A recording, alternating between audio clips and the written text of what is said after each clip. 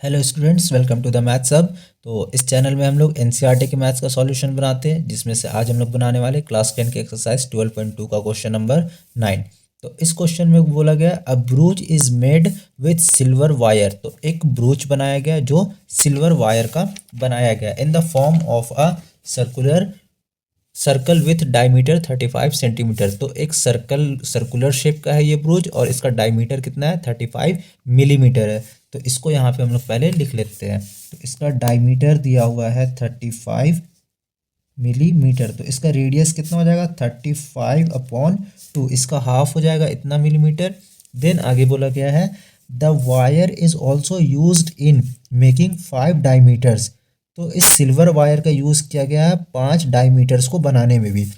एक तो ये इसका चारों ओर का सरकमफ्रेंस बनाने में यूज़ किया गया सिल्वर वायर, और 1 2 3 4 और ये 5 डायमीटर बनाने में भी इसका सिल्वर वायर का यूज़ किया गया है। और ये डायमीटर्स क्या करते हैं, which divided the circle into 10 equal sector. ये सारे डायमीटर जो है 10 सेक्टर में, इसको 10 इक्वल सेक्टर में डिवाइड करते हैं। तो हम लोग को फाइंड करना है total length of silver wire required. इस पूरे को बनाने में, ब्रूच को बनाने में कितने सिल्वर वायर का ज़रूरत पड़ा होगा, तो इसको हम लोग को निकालना है। तो यहाँ से फर्स्ट नंबर निकालते हैं हम लोग। लिखेंगे length of silver wire required. तो एक तो सबसे पहले इसका सरकमफ्रेंस में लगा है सारा वायर सिल्वर, और 5 डायमीटर में। तो इसका हम लोग लिख लेंगे, सरकमफ्रेंस का फॉर्मूला होता है 2πr। तो ये सरकमफ्रेंस का निकल गया, और इसमें 5 इंटू डायमीटर, और डायमीटर कितना है 35 मिलीमीटर है। तो यहाँ पे 35 मिलीमीटर लिखते हैं, या फिर 5 इंटू डायमीटर कर देंगे।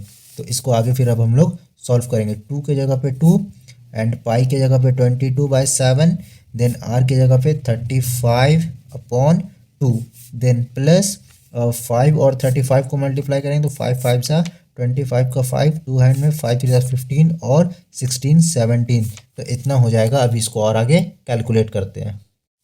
इसके आगे कैलकुलेट करेंगे तो हो जाएगा 7 1 7, 7 5 सा 35, देन ये 2 और ये 2 कैंसिल हो जाएगा, बचेगा यहाँ पे 22 इंटू 5 प्लस 175। इसको और आगे फर्दर सॉल्व करते हैं तो 22 इंटू 5 हो जाएगा 1110 प्लस 175, और दोनों का सम हो जाएगा 285 मिलीमीटर। ये क्या आ गया, पूरा length of the silver wire, length of the silver wire आ गया। इसी का क्वेश्चन नंबर 2 बनाते हैं, जिसमें हम लोग को फाइंड करना है area of each sector of the ब्रूच। तो ब्रूच का ये जो एक सेक्टर है, तो इसका हम लोग को एरिया फाइंड करना है हर एक सेक्टर का। तो मतलब इसका एरिया हम लोग को फाइंड करना है। तो हम लोग इसका एरिया फाइंड करने की क्या करेंगे, पूरे सर्कल का जो एरिया है उसको 10 से हम लोग डिवाइड कर देंगे, क्योंकि पूरा सर्कल 10 इक्वल सेक्टर में डिवाइडेड है। तो यहाँ पे लिखेंगे सेकेंड नंबर, और लिखेंगे area of each sector will be area of circle divided by 10। और सर्कल का एरिया क्या होता है, सर्कल का एरिया होता है πr² डिवाइडेड बाय 10। इसको और आगे फर्दर सॉल्व करेंगे तो यहाँ पे लिखेंगे 22/7, और ये नीचे 10 आ गया। फिर r कितना है, r है 35, तो 35/7 इंटू 35/7। इसको आगे कैलकुलेट करते हैं, 7 1 7 एंड 7 5 35। यहाँ पे सॉरी, यहाँ पे 2 होगा, 35/2। तो इसको अब आगे और कैलकुलेट करेंगे। ये 2 1 2 एंड यहाँ पे 2 1 2, 2 1 2 हो जाएगा। इसको फर्दर सॉल्व करेंगे तो हो जाएगा 11 इंटू 5 इंटू 35, और इसके नीचे हो जाएगा 10 इंटू 2, देन 5 1 5 एंड 5 2 10, देन आगे हो जाएगा 11 इंटू 35/2, 2 4।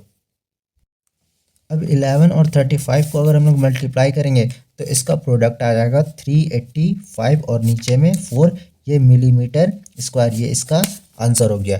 ईच सेक्टर, हर एक सेक्टर का एरिया कितना आया है 385/4 millimetre square.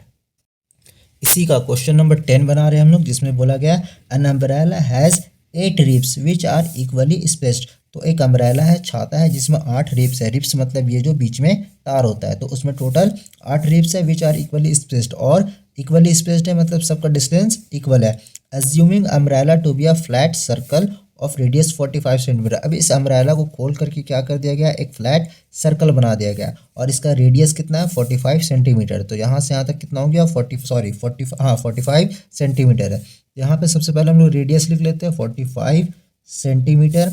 Find the area between the two consecutive ribs of the umbrella. तो इस अम्ब्रेला में जो दो ठो कॉन्सिक्यूटिव मतलब लगातार, तो एक ये वाला हो गया और एक ये वाला हो गया, ये दोनों कॉन्सिक्यूटिव रिब्स हो गया, इसके बीच का एरिया हम लोग को फाइंड करना है। तो ये एरिया हम लोग को फाइंड करना है।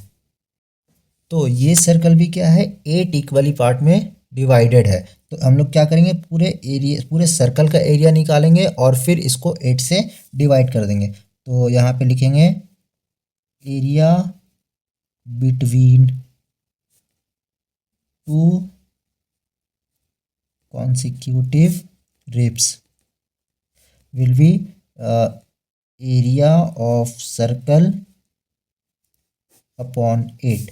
तो एरिया ऑफ सर्कल होता है पाई आर स्क्वायर, और इसके नीचे 8 लगा देंगे। इसको अब हम लोग सॉल्व करेंगे। तो पाई के जगह पे 22/7 और ये 8 यहाँ पे आ जाएगा, और आर स्क्वायर, और आर है 45, तो ये हो जाएगा 45 का स्क्वायर।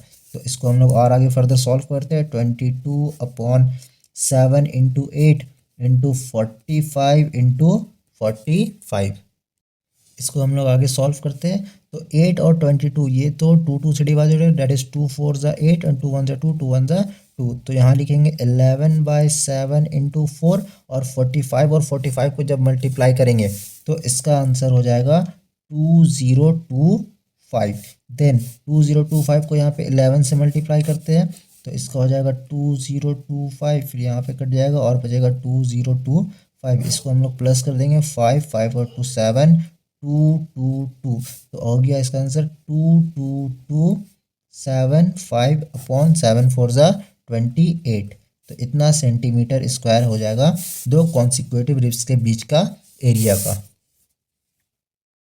इसी का क्वेश्चन नंबर 11 बना रहे हैं हम लोग, जिसमें बोला गया अ कार हैज़ 2 वाइपर्स। तो एक कार है जिसके 2 वाइपर्स है, मतलब जो शीशा साफ करते हैं, विच डू नॉट ओवरलैप, जो एक दूसरे को ओवरलैप नहीं करते, क्रॉस नहीं करते। Each wiper has a blade of length 25 centimetre.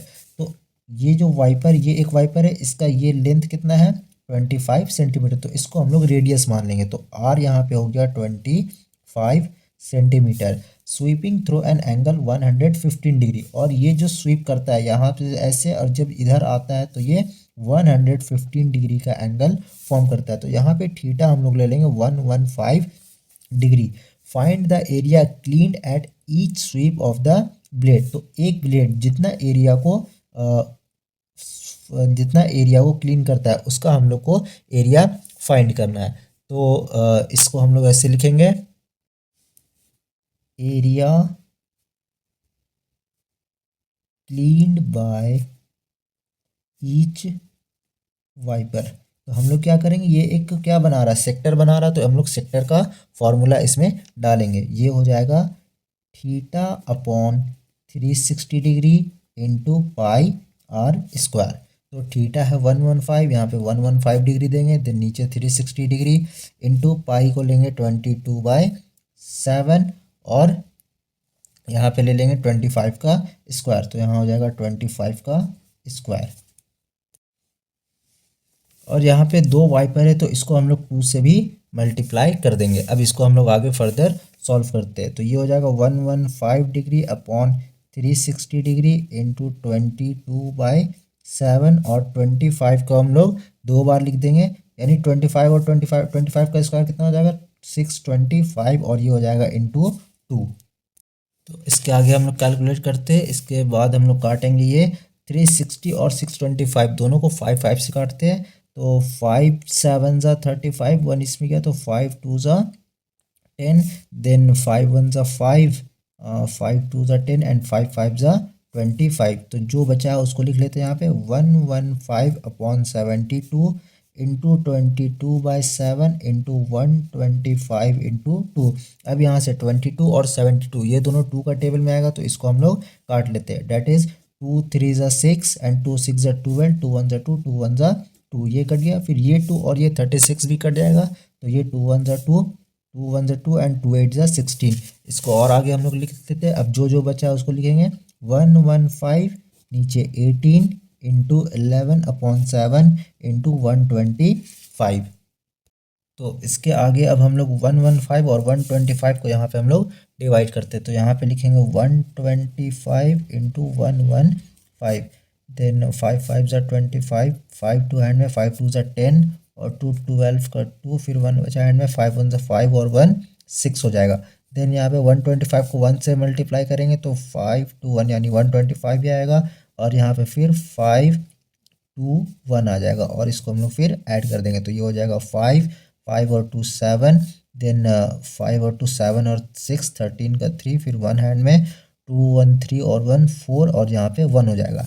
अब ये इसको और इसको मल्टीप्लाई करने पे इतना आया। अब इसको हम लोग फिर 11 से मल्टीप्लाई करेंगे। 11 से मल्टीप्लाई करने पे तो इतना तो आएगा ही। फिर यहाँ पे लिखेंगे 5 7 3 4 1। अब इसको हम लोग सम कर देंगे, दैट इज़ 5 7 और 5 12 का 2, 1 हैंड में, 7 3 10 और 1 11, फिर 1 हैंड में, 4 और 3 7 और 1 8, 4 और 1 5, और यहाँ पे हो गया 1। तो 115 11 और 125 ये तीनों को मल्टीप्लाई करने पे आया 158 125, और नीचे 18 इंटू 7, तो 18 7 ज़ा होता है 126। तो यहाँ पे लिख देंगे 126, और ये हम लोग का फाइनल आंसर हो जाएगा सेंटीमीटर स्क्वायर।